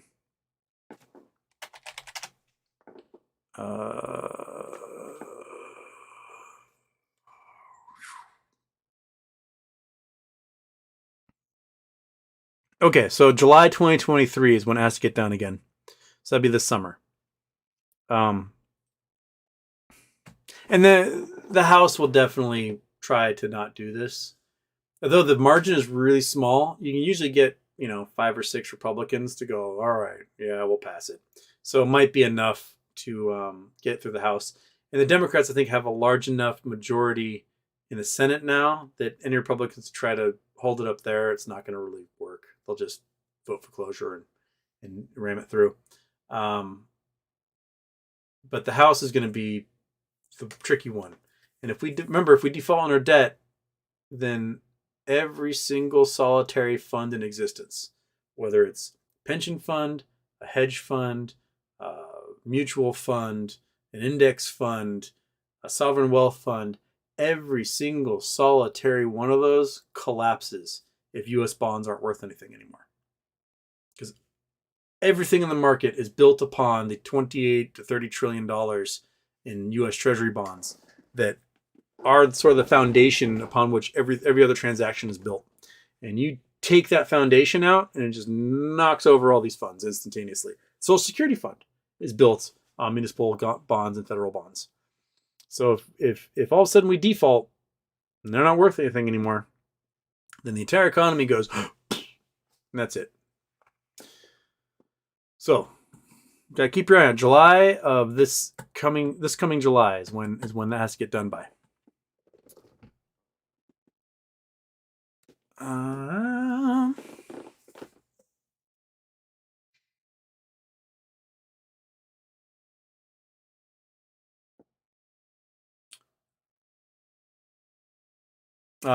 Quantum Shore, actually I have zero clue in the legal process. I guess Rosa files a response and the judge determines if the motion dismissed carries.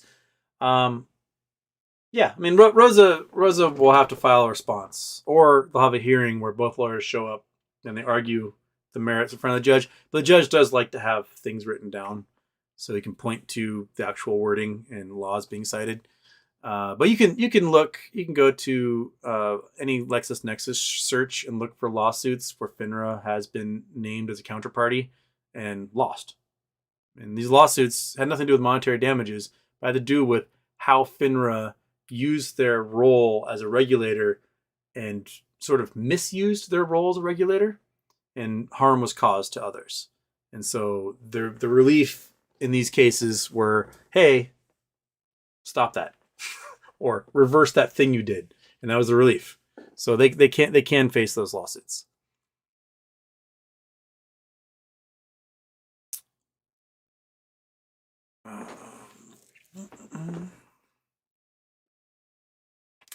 BTW brand. I think Rosa's harm is established, especially if they can offer a remedy for that harm. Exactly. If the remedy is trade, close these short positions. Done. You promised us 2 more days of trading. We didn't get it. Now there's shorts everywhere.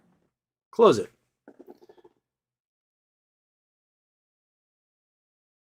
Is Bed Bath & Beyond really going bankrupt in your opinion? Well, yeah. They did not do what they were supposed to do. That's from Abel.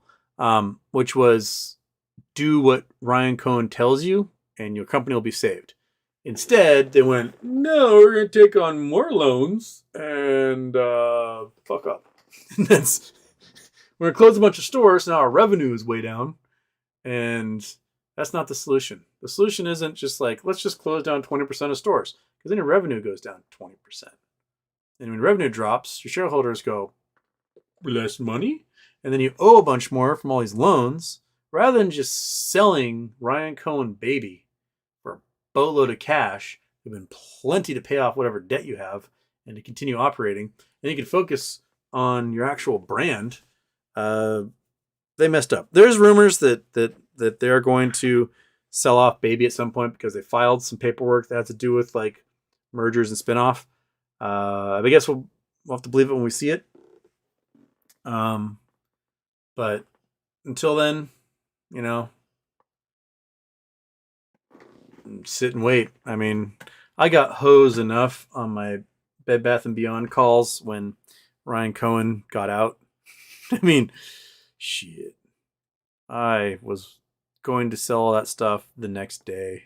And that evening, when trading had stopped, he was like, peace.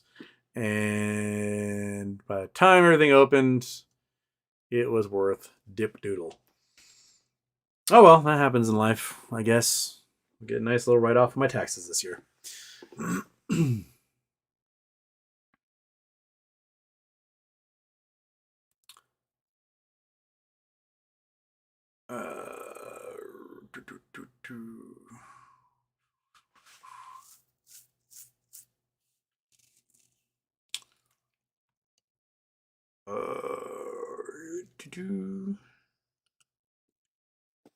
Yeah, that Canadian dude. It's the lawyer representing FINRA. He's from some hotshot business law firm in Miami.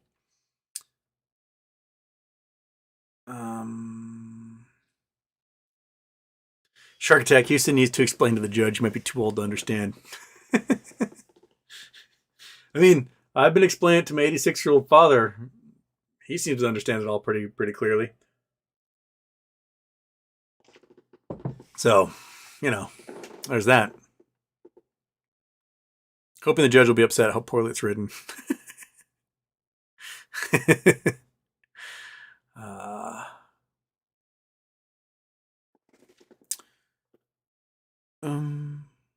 J. King Houston, good morning. I suggest you pack a bag. We're sending you with Roza to argue the case. Roza will, Roza and I will chat, but it's all. I think she's fully competent to suss out the bullshit in this response. And again, that glaring ignoring of the fact that countless short shares exist because of their decision to halt trading. That is the big one. The fact that short shares exist proves harm. Irreparable harm. And if this is ruled against her, it's irreparable. But it can be repaired with 2 days of trading. And all the judge has to do is say, all right, everybody involved, make a standard QSIP, attach it to everything across the board, close all the short shares. Done. And when that's over, then you can actually issue these shares into the counts of who's left. That's it. So simple. Quantum Shore, I heard the judge has handled security suits before. Either way, the point is not that the judge needs to understand market dynamics. They just need to determine if damages warrant an injunction. Yeah, there you go. See? That's it. That's it. 2 more days of trading. Bing. That's all we need.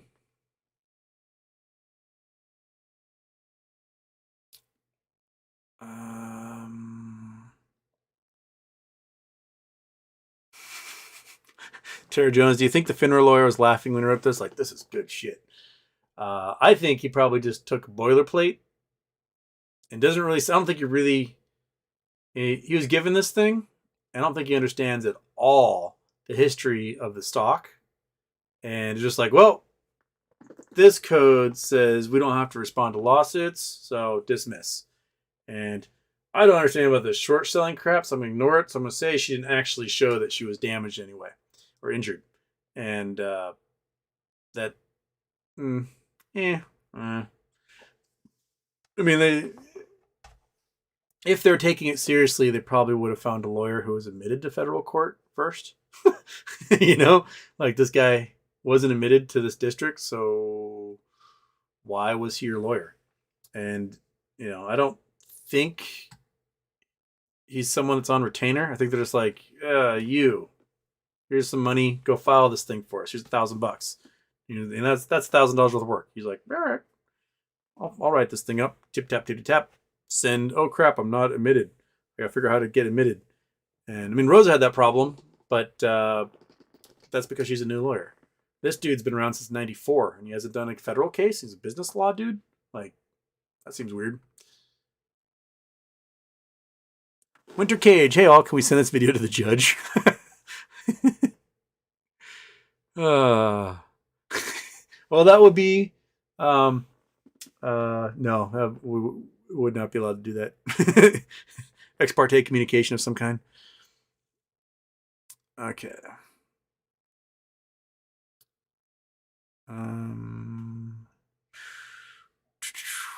Daphne Houston should go to law school. Oh my gosh, I've spent way too much time in court. I don't want to have to do that as a living.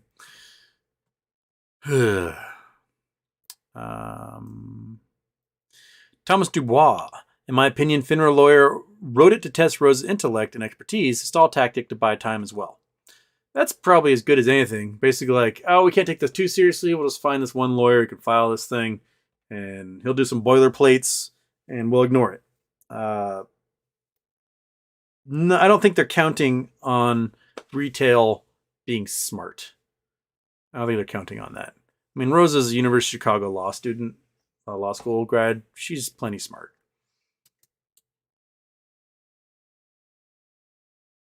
It's me, BK. Houston, you sound like you're wearing quite a bit of tinfoil, my friend. I'm not hearing any facts. Lol. Huh? What are you talking about?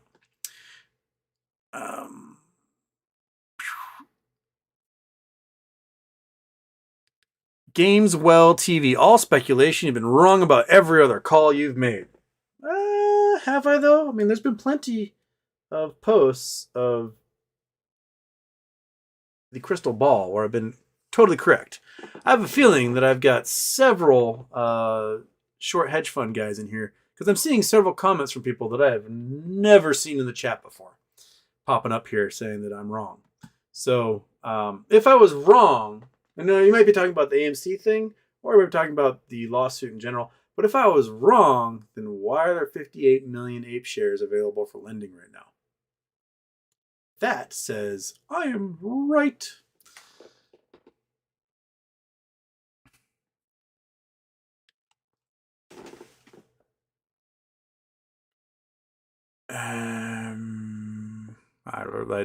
Chat just reset. Sorry, or was I? I was right at where some douchebag was saying that I've never been right before.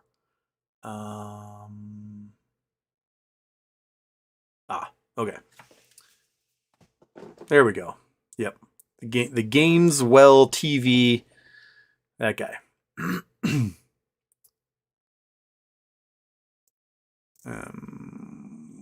boom.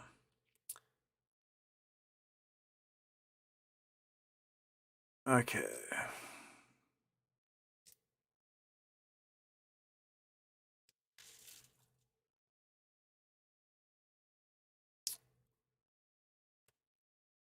I'll be asked if you did sell to retail instead of hedgies this time, would it not be a win for apes, a win for AA, and a loss for hedge funds? It would. If Adam Aaron, after the reverse split and everything happens, if he sold at market to retail, slowly, not just dumping 150 million shares overnight, if he sold slowly over the course of months, just like GME did, then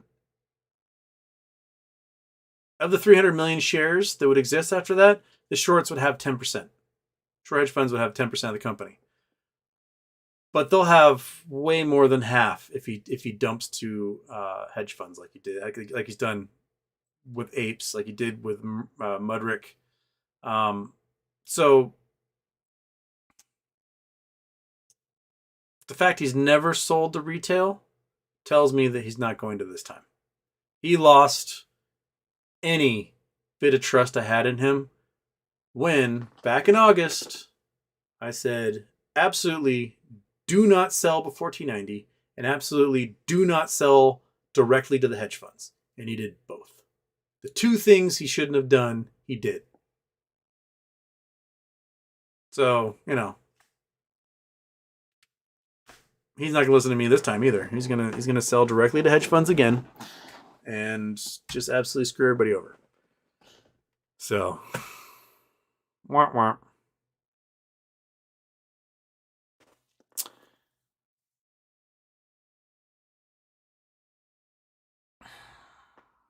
Quantum Shore brokers are just as tired of holding this hole in their books. They want it traded and reconciled just as much as retail.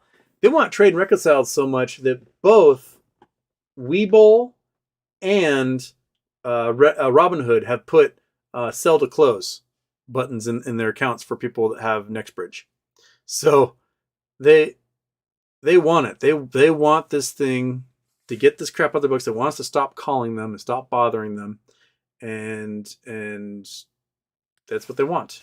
Just in my head is Mullen squeezing. What's the news making it pop? I have no idea. No. It's at 38 cents. We were at 47 at one point. I mean, if you're day trading this thing, that is some fantastic volatility there. What we got? No. Mullen's doing shit. We were as low as 21 cents, got as high as 42. It's not doing anything. Mullen's biggest problem is that they can't build any cars because they don't have any semiconductors. So they can't deliver anything. They can make all the designs they want. They can patent all the technology they want. But if they can't sell a single car, then they can't exist, man. And so China being absolutely decimated with COVID, and no semiconductors coming out of there right now because of U.S. sanctions, and there just being a shortage everywhere. semiconductors are going to go to Toyota, to GM, to Tesla, to Ford, to like bigger manufacturers. But Mullen's got like, they got a couple electric vans that they're taking like some pro vans or something and swapping them over into electric. Cool. That's, that's small scale. That's they're doing a couple of delivery vans for guys. That's nothing like entering the consumer market with a kick-ass car that, they're planning on selling 100,000 units or more a year and make some serious money. People always like talk about it because it's shorted to shit, but it's down 90% in the last year. So, and that was what's its max.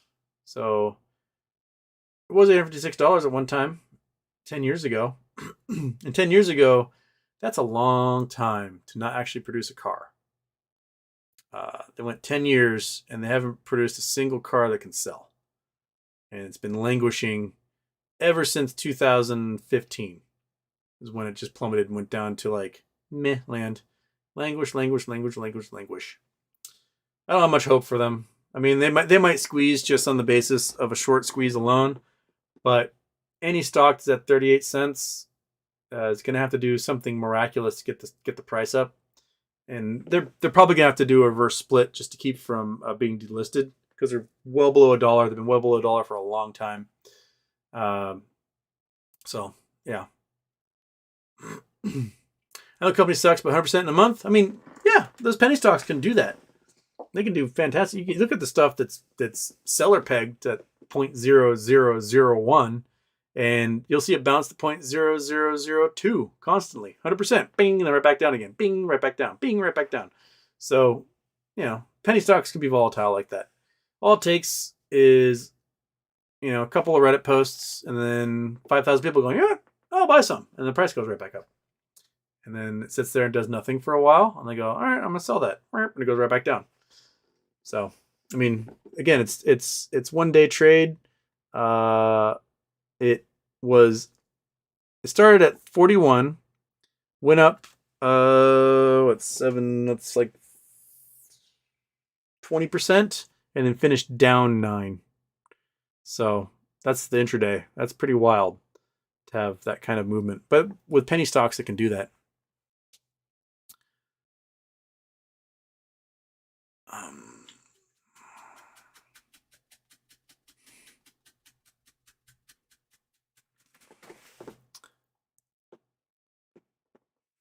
Jay King, Houston, I've been watching faithfully, not just in the chat. Nothing much to say, just listening, learning always on your channel. Thanks for everything. Well, thank you. There's I wish some more of the listen silent people would pop in every once in a while. I get lovely letters from a lot of you who never pop in the chat, and you send me just lovely little notes, and I appreciate it so much when you do.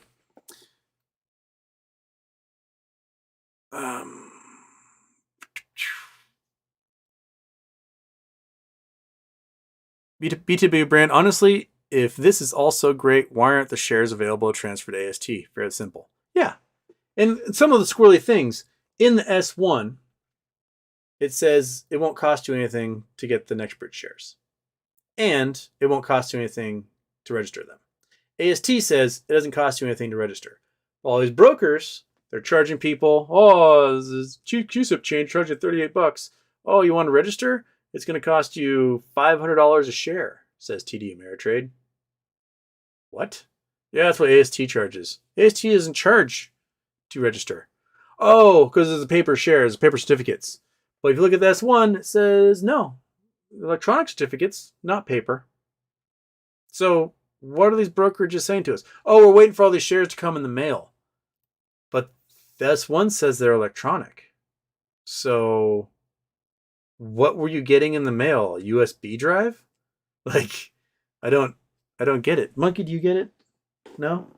Yeah, I don't get it either. And then you got guys like Webull saying, well, we use Apex, and Apex has no ability to register anything, but they can do like their own little registration thing, so it'll cost you $235. Because it's $105 for AST. No, it's not. AST's not charging. And it's $130 for Apex to do their thing. No, it's not. You just go boop, and it's electronic. It just goes. heads on over there. There's no paper. So I'm really curious now, going back through the S1 and seeing that they specifically said it was all going to be electronic, not paper shares, while the brokerages are saying they got paper shares now. It's very weird. Very weird indeed. Yeah.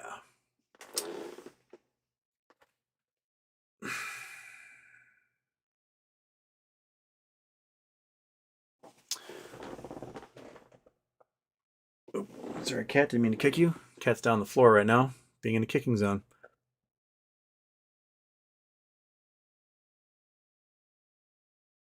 Quantum Shore, reasonable assumption based off numbers. A large proportion of shares are in TD, stands to reason they have the biggest gap in allocation. I think it might be true. And if they're charging $500 to register per share, that might be how they raise money to close positions. Well, might as well make it $5,000 a share to register if you're just going to pull numbers out of your butt. All right, it's going to be $1 million per share to register. So, you know, I don't know if you want to register or not, or just kind of accept our bullshit, but it's going to be $10 million a share right now to register. It's a bunch of crap. Scott Paul and Hot Boys and Girls of the Stock Market and Houston Wade. Were they popping in here? I missed them if they were.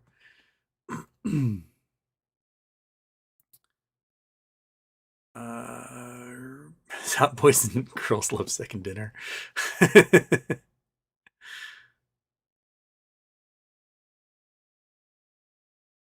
I am probably gonna get a second dinner. You guys talking about? I did not eat enough sandwiches before I came on here. I just talked straight for 2 hours, and now I'm hungry again.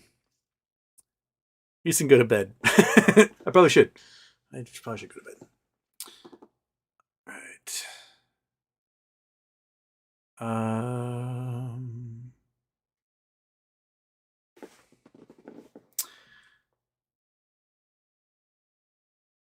People saying contact the judge. Do not contact the judge. They do not like that. Don't contact them. What Roza can do, though, is take declarations from people and submit those. She can submit evidence of short shares existing, evidence that we didn't actually get our shares, evidence of communications between people and their brokers, and the brokers talking out of two sides of their mouth saying, oh, yes, you have all the shares. You have your shares now. And then when they ask, can I register them? They go, you don't have your shares and you cannot register them. Stuff like that. That shows harm. That shows harm. Evidence that the dude on Reddit, he's like, hey, these are 1,500 short shares that I made and did not close the position and no one's making me close. That is evidence also. So, you know, there's lots of evidence she can present showing that the public at large was harmed by this. And I'm sure she'll ask people to submit declarations and do all sorts of things.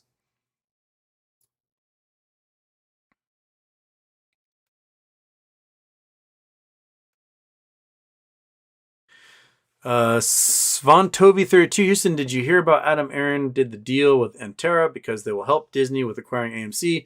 There's some statement hinting at this, and Antera did this before. They've been rumors about Disney doing things for 6 months now. I mean, all Disney would have to do, Disney would just say, I'm going to do a buyout offer at $6 a share. That's it. And they'd buy the entire company for pennies. And they'd assume that $5 billion debt into their $200 billion debt they have because they're giant companies. Who gives a shit? And then boom, all of a sudden it's a part of Disney. That's it. That's done. I don't know why they gotta jump through hoops outside of that.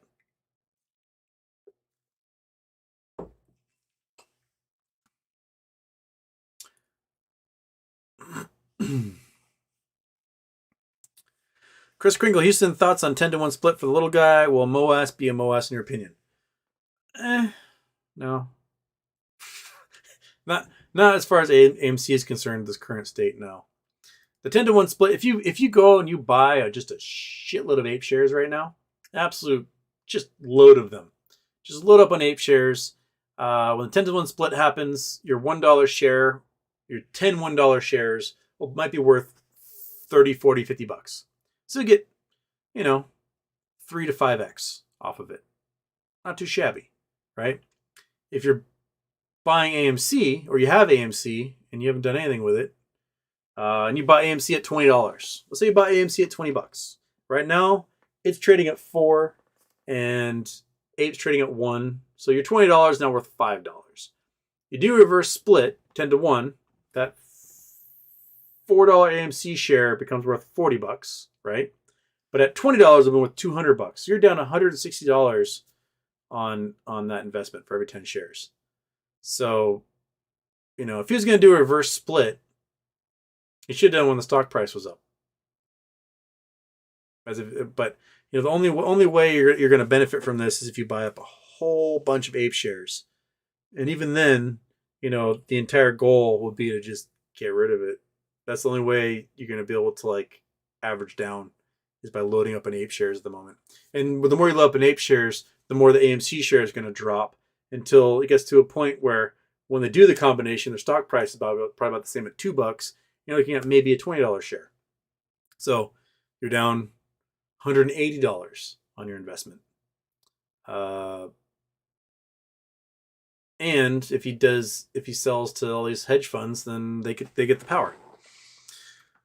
I just wish we could get retail investors on the board and they could make some good decisions. I mean, it's not too hard. When you have a rabid following, it's not hard at all to sell at the market and make a bunch of money doing it.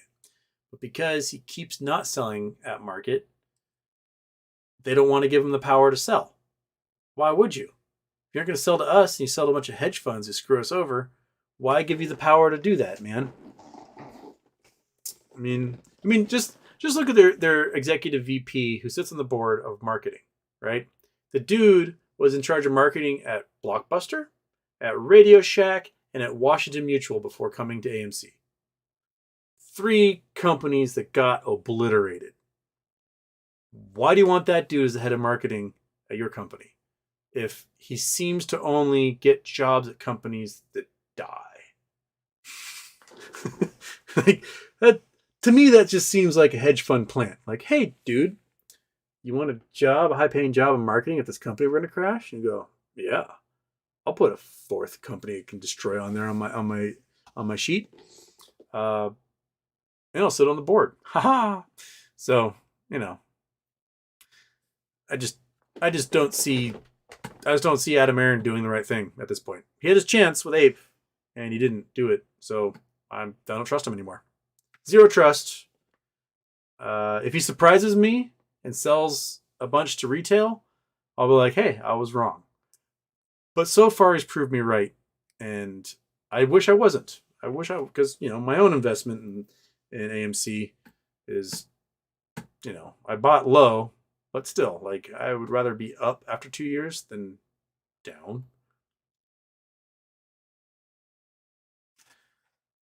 Okay.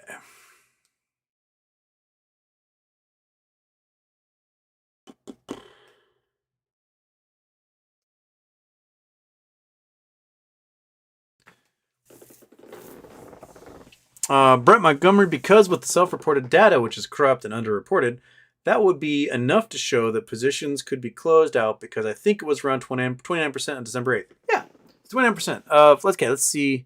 Let's see how many shares they have to do. Go there.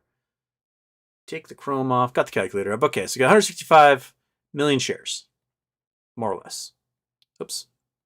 And, times 0.29 gives us 29%. So that's be 47 million shares. They have to close in 2 days. So they could say, hey, there's 47 million shorts here, which means you guys could easily do 23.5, 24 million shares in a day. Just a little stock. You did 13 million on that last day of trading. You could close this out, no problem. And they go, hi, yeah, totally. We could definitely do that, knowing full well that it's going to be hundreds of millions they have to close. They know that. They know it's going to be hundreds of millions. But if they're going to be like, oh, it's no big deal. It's only 47 million shorts. Like, okay, well then let's do 2 more days of trading and close those 47 million shorts. And that's where you call their bluff. Because we all know it's going to be much, much more than that.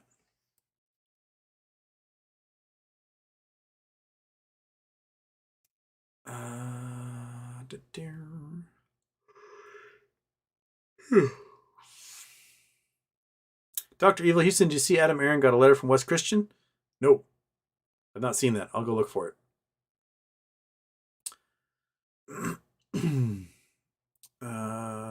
Daphne asks, Houston, are you still impressed with Ryan Cohen? I mean, I know Ryan Cohen is definitely always doing something behind the scenes. I just wish that he'd be a little more upfront with what he's doing, so I had a better idea. It frustrates me that he's not letting us know. And I'm still peeved at the board of Bed Bath & Beyond for not going with his idea, and he dumped, and my call options died. That one still smarts a lot. I mean, I'd be in Switzerland next week if if that hadn't happened. Okay.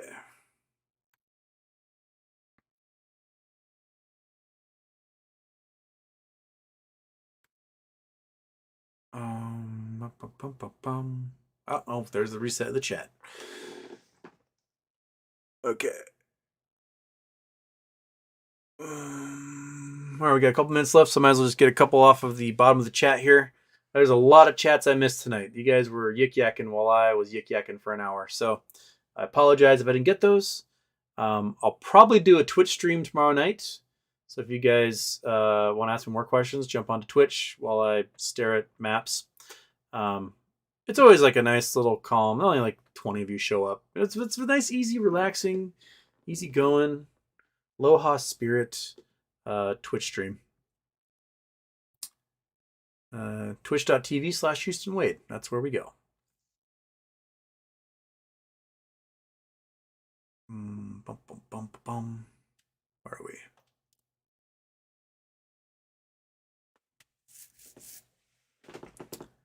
Daphne, any progress reports on the company making graphene batteries? When will they be used in cars?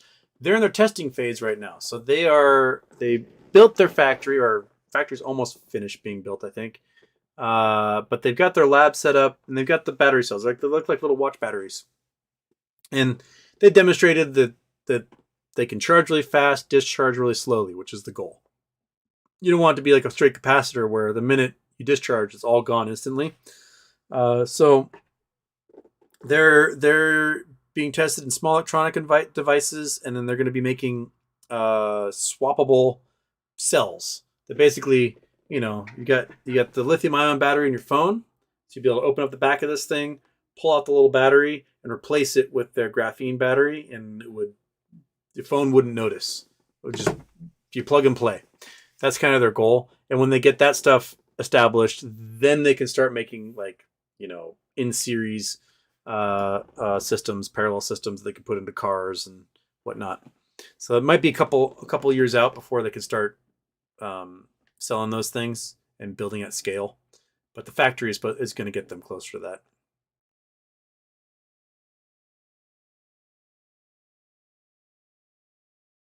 Oh, there's BW Brand saying the exact same thing right now. Yeah. They're small at the moment.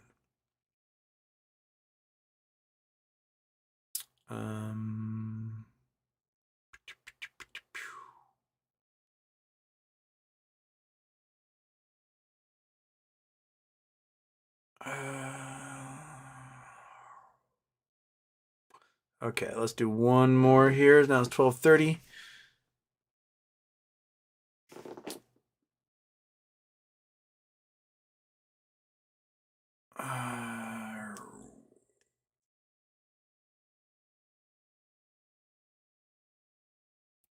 Okay, well, there's not really much.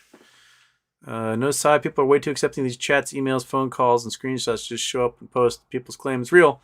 I mean, I know several of the folks who post this stuff, and you can call them yourself. No side. You can call up your broker, ask them, hey, do I have my shares? And they say yes. Like, cool, I'd like to register them and see what they say. Oh, yeah, you can register them for a price. You say, hey, S1 says it shouldn't cost anything, and AST says it doesn't cost anything to register. So can I register for not without a price? We don't actually have your shares, so you can't. It's getting the same thing over and over and over and over. So that's the way it is. All right, it's 12:30. Monkey butt's done. I'm done. The cat's done.